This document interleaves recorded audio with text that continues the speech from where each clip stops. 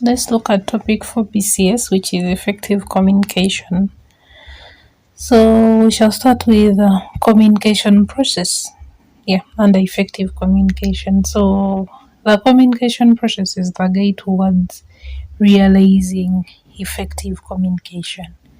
It is through the communication that sharing of a common meaning between the sender and the receiver takes place. And individuals that follow the communication process will have the opportunity to become more productive in every aspect of their profession. You can only achieve effective communication when you follow the communication process. The communication process is made up of 4 key components, and these include encoding, then there is the medium of transmission, there is decoding, and then there is feedback. We are going to look at each of them in details in this video. Then there are also 2 other factors in the process, which is the sender and then the receiver. And then the communication process begins with the sender, the person sending information, and then it ends with the receiver, the person who is getting the information. So the communication process or the communication cycle, it starts like this. So it starts with the sender or the source. And that whole process of the sender generating the information to communicate is called encoding. Then after them getting the message, then they send it. But when they're sending it, they have to use a channel of communication. That channel, it can be maybe using a telephone, it can be face-to-face, it can be through a letter, an email, like that. So they send the information to the receiver or the audience. The audience is if there are more than 2 people. So they send the information to the receiver, and then that whole process of the receiver, like reading the information and then interpreting it to get the meaning, it's what we call decoding. Then after them decoding the information and then they understand it, they are supposed to give feedback to the sender to confirm whether they have understood the information that was communicated or not. So that's the communication process. Let's explain one by one. First is the sender or source. This is the person who conceives an idea and wants to share it. The person who wants to share the information, and we say the communication process starts with the sender or the source. So this is the person who conceives an idea and wants to share it. So to communicate it, he or she must first think along these lines, like what exactly do I want to say, what am I trying to achieve by saying this, and what kind of person am I saying it to. Then the second one is encoding. Encoding is the process of transforming the idea or the thought into a message that the receiver will understand. After thinking of the message, then you have to transfer that idea into a message to make sure that the receiver will understand that message if communicated.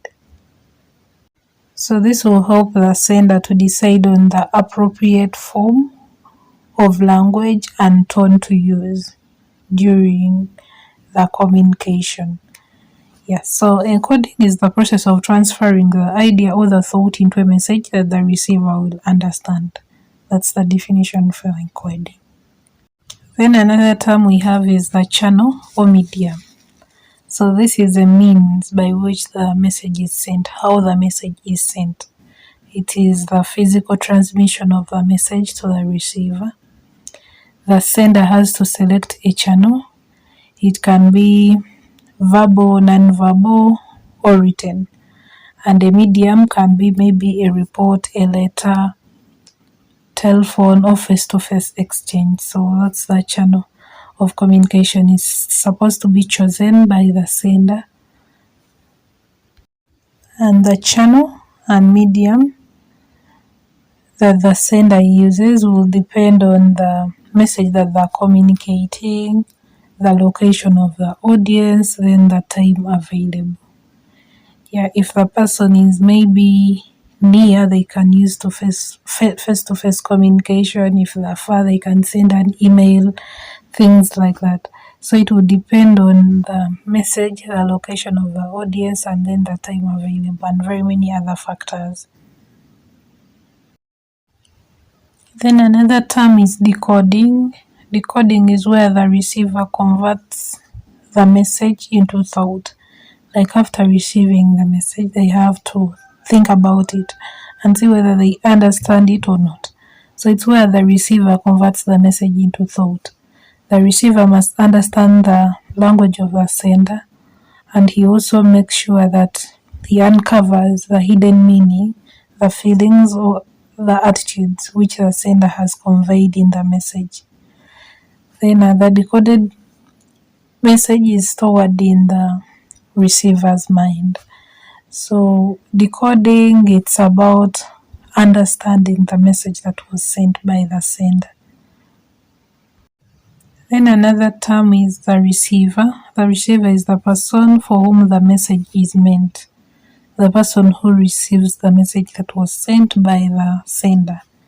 He or she is responsible for decoding and interpreting the message that was sent. Then the last one is feedback. Feedback, the communication process cannot be successful without appropriate feedback.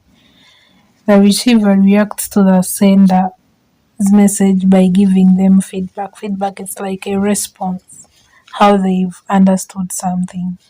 Yes, so feedback is the receiver's response to the message of the sender and the final link in the communication process. So the last step in communication is feedback.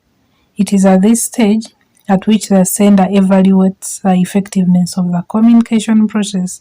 It's at this stage that the sender will determine whether the message was understood like the way he or she meant or not after receiving feedback. So after that, the communication process is repeated. Yeah, when they tell you to explain the communication process, after explaining everything, the last statement should be like, then the communication is repeated. It starts from the sender, then encoding, the channel, then the receiver, decoding, and all that. Then feedback is the last step in the communication process. So that's all about the communication process. Thanks for watching. Do not forget to subscribe, like, comment, share with your friends. Let's catch up in my next video.